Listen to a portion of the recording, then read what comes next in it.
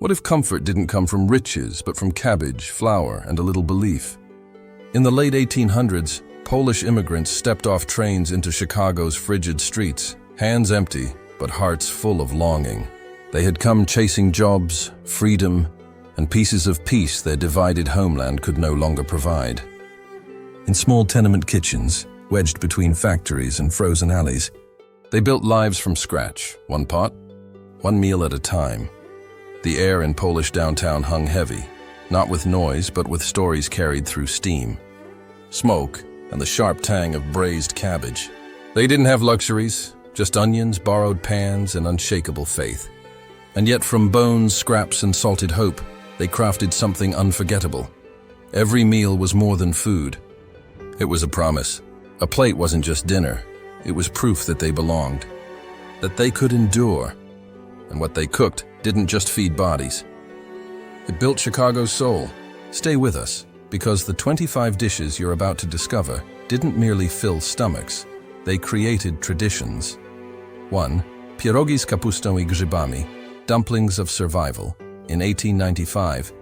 If you followed the scent of sautéed onions down Milwaukee Avenue, it would lead you to a mother at her handmade table, rolling thin sheets of dough with time-worn grace.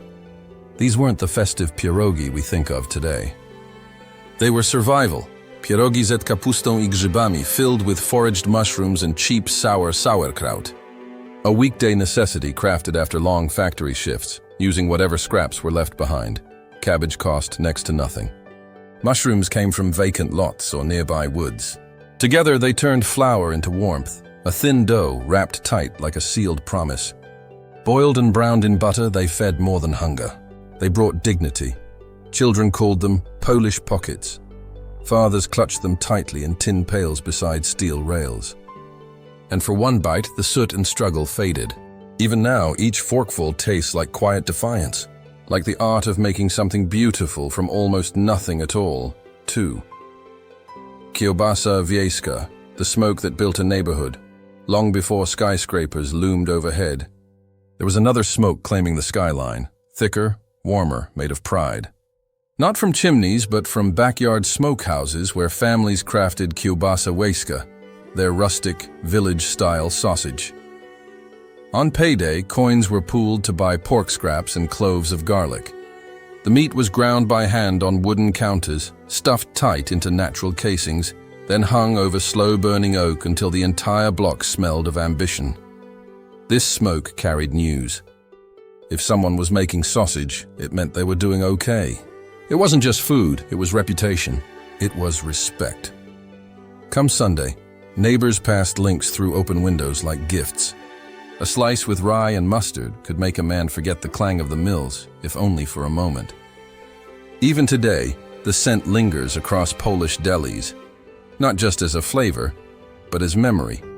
Because in Polish Chicago, smoke didn't mean fire. It meant you were finally home. 3. Zasmażana kapusta, the humble cabbage feast.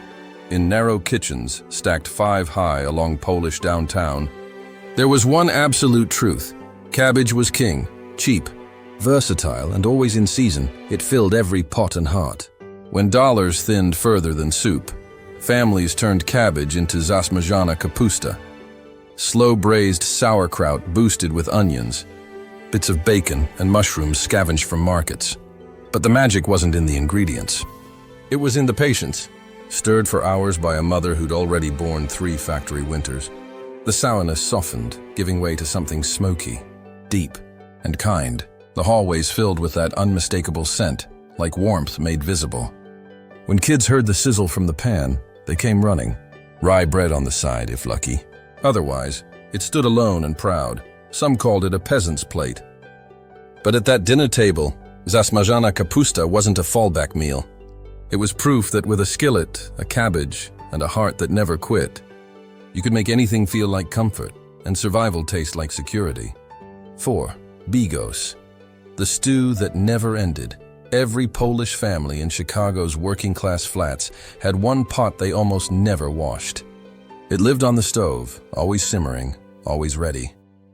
That pot held bigos, a hunter stew so beloved it earned a second name, the meal that never ran out. It began with sauerkraut and cabbage, then welcomed whatever meat was available, pork in 1 week, beef trimmings the next, or leftover sausage if fortune allowed. Hearty, smoky, and a little bit sour, it grew richer each day it simmered, deepening like family secrets.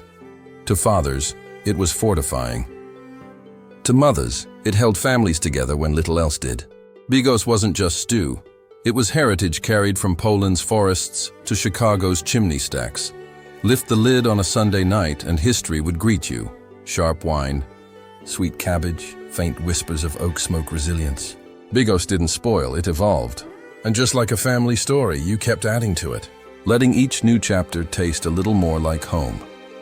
5. Gołąbki, cabbage rolls of hope.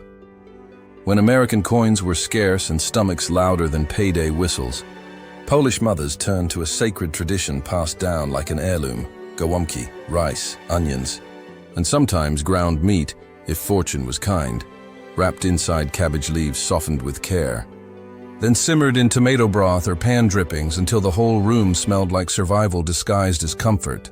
They weren't just food. They were edible love letters, folded and tied with persistence. Around chipped tables, families gathered, and for a while, the noise and grayness of the city melted away. A single head of cabbage could feed 6.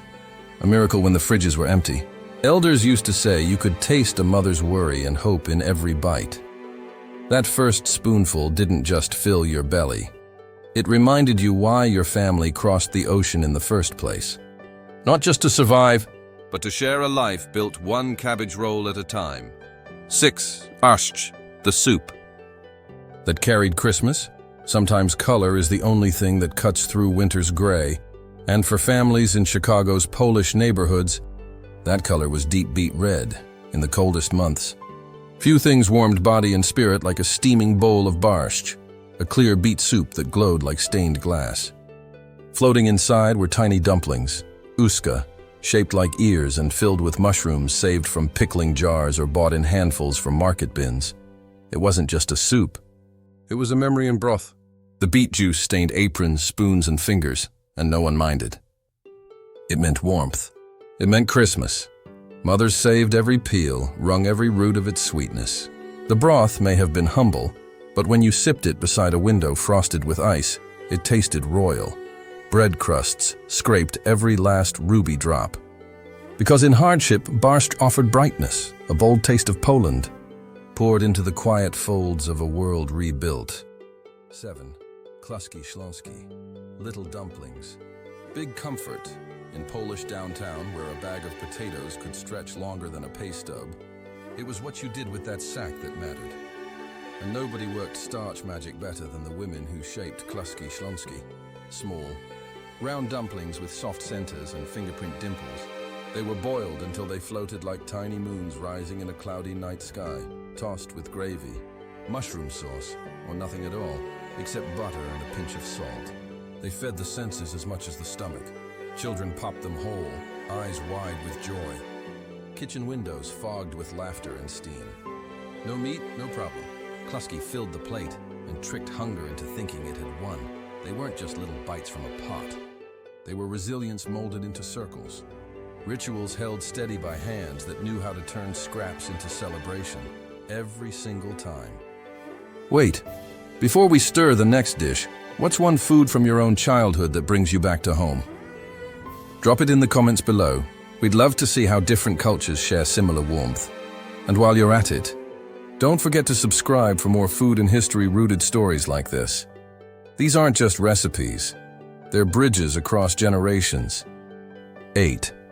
Żurek, the sour soup that saved Sundays. In the tight-knit tenements of Chicago's Polish community, Sunday had a signature scent, a sharp, sour note that meant home. That was żurek, a soup built on patience and pride. Fermented rye flour gave it that creamy tang. It was poor man's broth, but it felt like luxury. Mothers kept a bubbling starter jar on the windowsill all week. When Sunday came, in went sausage stumps, potatoes, and a boiled egg or two. The result? A bowl full of smoky balance, like bread and bacon melted into soup. Neighbors used to joke you could tell a family's prosperity by how much sausage floated up top. But even the poorest pots held worth. Żurek wasn't for showing off. It was for holding people together, for tired workers dragging in from the mills. That first spoonful didn't just chase away the chill. It brought them all the way back to who they were. 9. Kiszka. Blood sausage. Made from bravery, in the smoky labyrinth of Chicago's old flats, nothing was wasted. Not time, not talent, and certainly not blood. That's how kiszka came to be. When pigs were butchered, families gathered every piece they could. Not just meat, but grains, organs, and yes, blood. Spiced just right and packed with barley, the links were boiled, then fried until the skins cracked like autumn twigs beneath boots. The scent was rich and wild. Neighbors leaned from doorways, drawn by something primal. "Kiszka tonight?" they'd ask, not even hiding their hope. To outsiders, it was strange. But to those scraping by on pennies, it was power, a finely packed promise that nothing would go to waste. Men swore it gave them the strength to face steel and stone. Some said it reminded them of Poland. Others said it simply kept them alive. Either way, it became tradition. Not fancy, not fake, just enduring, just bold, just Polish. Dziś, placki ziemniaczane, the golden pancakes of the poor.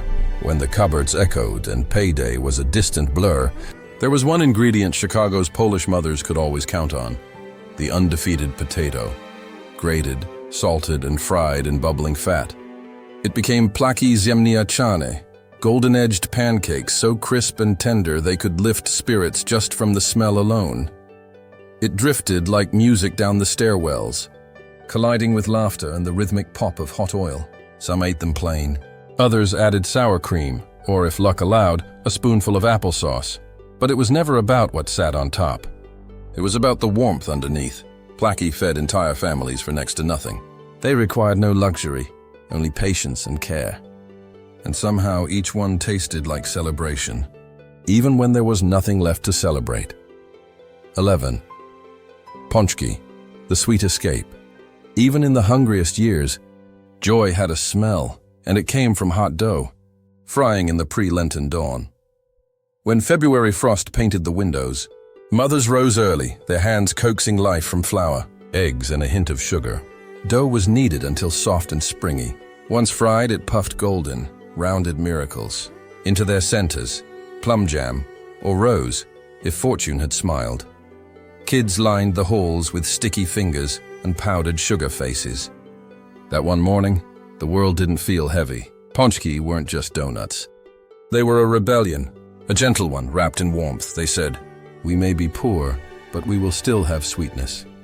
And they proved that laughter and sugar could fill cracks left by cold and struggle, because every bite carried more than jam. It carried belief that life, even when hard, could still rise golden and soft from the frying oil. 12. Kopitka, the hoof-shaped taste of home. When the pantry held little more than silence and a few cold potatoes, Polish mothers didn't panic. They made kopitka. These small, soft dumplings, shaped like little hooves, were born from scraps, mashed potatoes, flour, one egg if they had it. Rolled into ropes, sliced into bite-sized bits, and tossed into boiling water until they floated like tiny blessings. They'd be served with butter, fried onions, or gravy on good days. But even when topped with nothing, they filled a place deeper than hunger. On payday afternoons, the smell of kopitka drifted through Polish downtown like a hymn of hope. Children called them little horses, racing to eat the first plate. Fathers tucked them into coat pockets to fight the cold after long shifts. In kitchens where cash was scarce, love rewrote the recipe and turned peasant starch into magic. Each dumpling whispered the same truth. Joy didn't need anything fancy. Just something warm, something passed down, something made by hand. 13. Makówki, Christmas in a bowl. When the snow crept past the sills and church bells echoed through tenement walls, everyone knew the season had finally arrived. It meant one thing at the table, a bowl of makówki. There was reverence in the way it was made, by hand, by heart. Poppy seeds were ground until they shimmered like ink. Stirred with honey, milk, and sugar over low heat, while the room slowly filled with a scent softer than snow.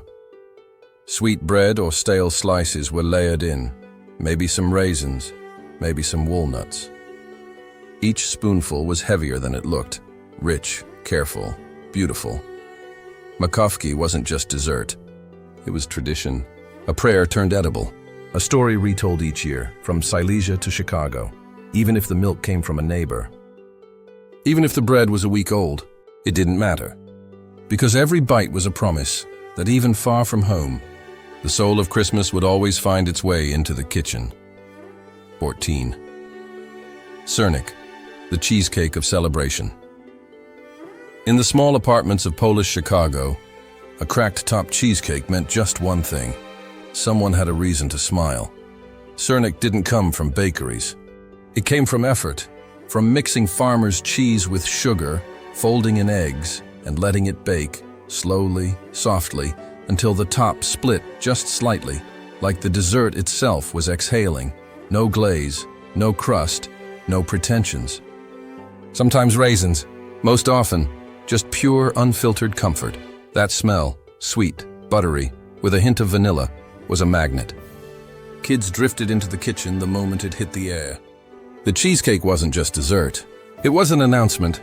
A moment survived. A victory marked. A heart healed. In a city that wore down the tired and the hopeful alike, Żurek stood tall in its simplicity. Proof that beauty didn't have to be dressed up to be felt. It just had to be shared, after something worth remembering. 15 to fasolka, pokluski, beans and dumplings for the working man, after 12 straight hours on trembling feet. Dinner didn't need to be fancy. It just had to hold you together. That's what fasolka pokluski was for. A thick stew of buttery beans, slow-cooked onions, and pillowy dumplings. Meat, if there was any, was a bonus, maybe a slice of sausage or a scrap of bacon. Most times, it was flavor alone carrying the weight. White beans simmered steadily all afternoon, turning the broth creamy and smoky. Then came the klusky dumplings, tender as clouds, swimming in the richness until they carried flavor like sponges. By nightfall, the kitchen was warm, the window fogged, the table set. It wasn't glamorous, but it didn't need to be. Fasolka was power food. Honest food, strength ladled into a bowl that said, "We made it." And when fathers came home with dust in their lungs and calluses in their palms, that first bite whispered the same thing. This is why you work so hard. 16. Pierogi ruski, the dumplings of comfort and memory. In every Polish kitchen, there were dozens of things you didn't need, but you always needed pierogi. And none were closer to home than pierogi ruski. These soft, hand-pinched dumplings were rich in humility, stuffed with mashed potatoes, onion, and crumbled farmer's cheese. Not luxurious, but full of warmth. Mothers made them by the dozen at worn-out tables dusted in flour. Their hands a ballet of tradition and instinct. The filling wasn't extravagant. It was yesterday's potatoes, recycled and reborn, padded with quiet love. Once boiled and finished in butter, their golden glow could stop conversation. Families gathered around chipped plates, slicing them open as steam coiled upward like a small blessing. To children, it was love you could taste. To parents, it was strength disguised as indulgence. Even now, the best pierogi in Chicago still echo with the same defiance, reminding us that flavor, like family, never forgets where it came from. 17. Śledź w śmietanie, the sailor's supper on dry land, before refrigeration. Polish kitchens were built on wisdom, and one of the wisest dishes of all was śledź w śmietanie, herring in sour cream. Salted fillets were soaked overnight, peeled of their brine, then tossed with pepper, sliced onions, and spoonfuls of cold cream. It was sharp, cold, and bracing, perfect for waking up after a long grinding shift at the factory. Some served it with potatoes, some with rye bread and pickles. If the week had been kind, maybe there'd be beer. But even without extras, the dish struck a nerve. Its taste sailed far, from the stormy Baltic to Chicago's snowed-in streets. It reminded the old of the coast and taught the young what thrift could taste like. Even today, you'll find it in jars tucked behind counters in Polish delis. Because śledź wasn't just dinner. It was endurance in edible form, a modest, salty anchor that held your roots in place. 18. Ryba po greku, the immigrants' fish feast. Despite its name, fish in the Greek style was nothing of the sort. It was 100% Polish ingenuity, pure scrap-turned celebration. Fried fillets of white fish were blanketed in a thick, zesty sauce made from onions, carrots, celery, and tomato. It was earthy and bright, layered like a quilt of texture and scent. Born from fasts and lean Fridays, Ryba po greku proved again that love shows up strongest when resources run thin. Whether served hot or cold, it transformed whatever the pantry gave into something worthy of a feast. It wasn't just a placeholder for meat. It was ceremony in a skillet, a moment of quiet beauty rescued from scarcity. This dish told a masterpiece of a story.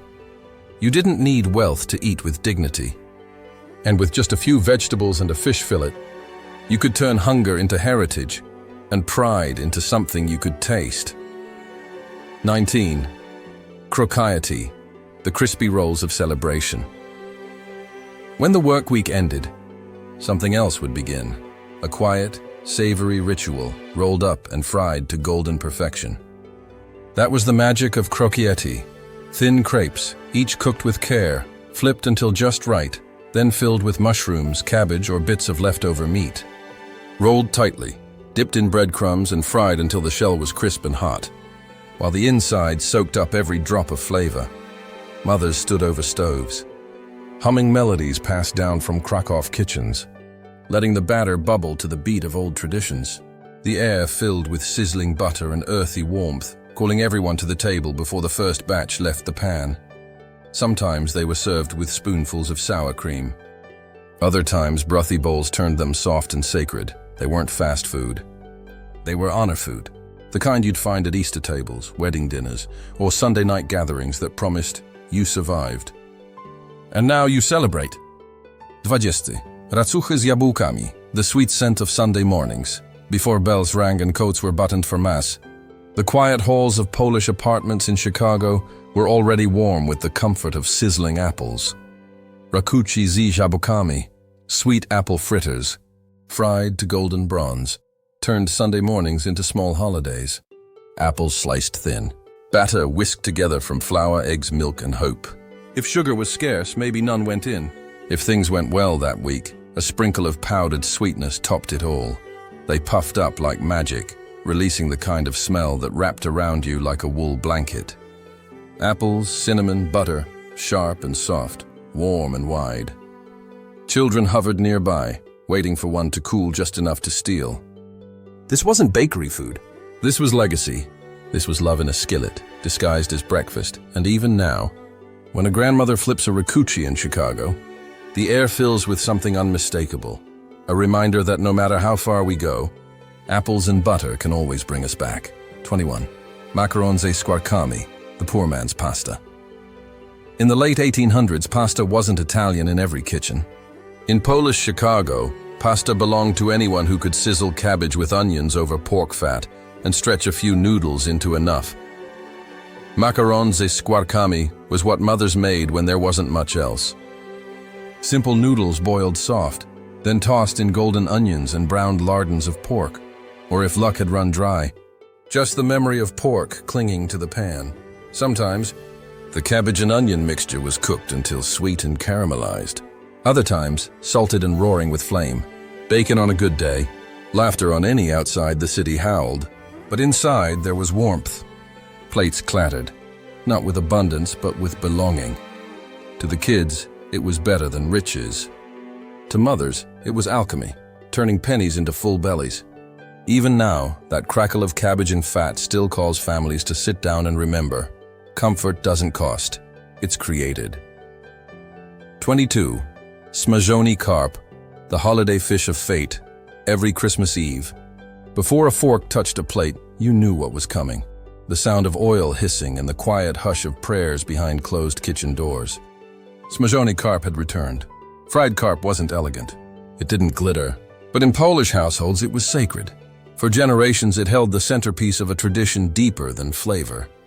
Men brought the fish home from barrels that sloshed through snow-covered streets along Milwaukee Avenue. The women dredged it in flour. The oil sizzled. The air thickened with salt and faith. There was no meat on that holy night. Only fish and bread in memory. But that was enough. Children waited, their eyes wide, their anticipation louder than carols. That moment, just one golden bite, meant Christmas had truly begun. Even now, scattered across countries and generations, Chicago's Polish families serve it still. Because when everything changes, rituals like this don't just survive. They carry us. Kasza gryczana z grzybami, buckwheat and the forest's gift. Before America discovered quinoa, Polish immigrants already had their ancient grain, kasza gryczana, earthy buckwheat born from fields and forests, cheap and nourishing. It packed enough strength to carry a man through a 12-hour shift without complaint.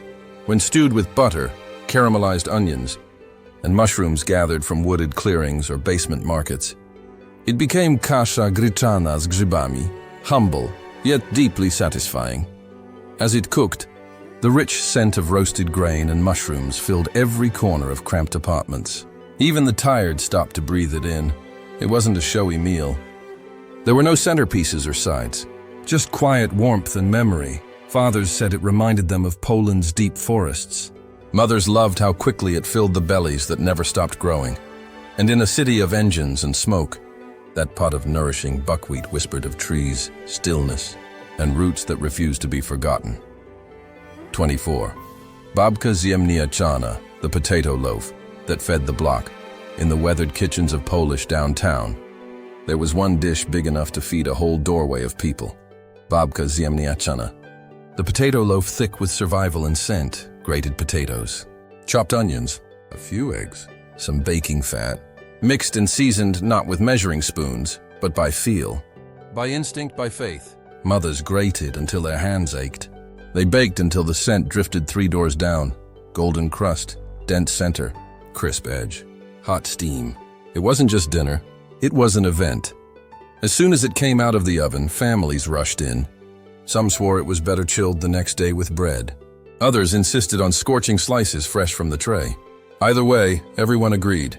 It was the taste of real life. In a world built on labor, this loaf was proof that the plainest things often fed the deepest places. 25. Kompot, the drink that remembered everything. When money ran lean but holidays demanded ritual, Polish families didn't pop corks, they simmered fruit into memory. That drink was kompot, a warm, spiced infusion made from the year's dried leftovers. Sliced apples, prunes, pears, whatever had survived the months, boiled slowly with cinnamon, cloves, and thyme. The scent, a blend of smoke, spice, and sugar, filled every crevice of the apartment.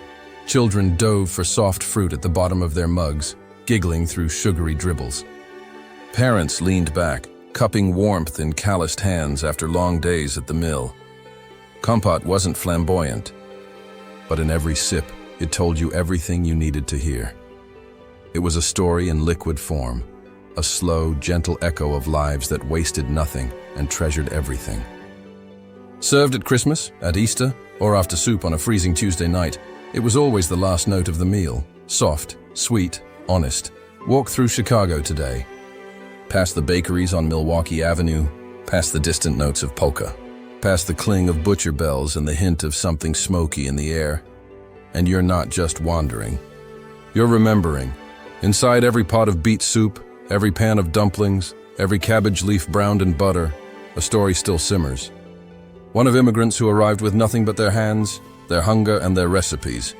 They didn't cook to impress. They cooked to survive, then to heal, then to gather. And in time, what rose from those stoves became more than food. It became belonging. Each dish was a declaration. Home isn't always a place. Sometimes it's a pot, a ladle, a song-hummed recipe. It grows out of flour-dusted towels, and pans scraped clean, and dumplings folded with silent hope. Their food turned alleys into neighborhoods, strangers into families, starved days into sacred ones, and a century later, the smoke, spice, and sweetness still lingers, not just in kitchens, but in hearts that remember, because the heart of Polish downtown never disappeared.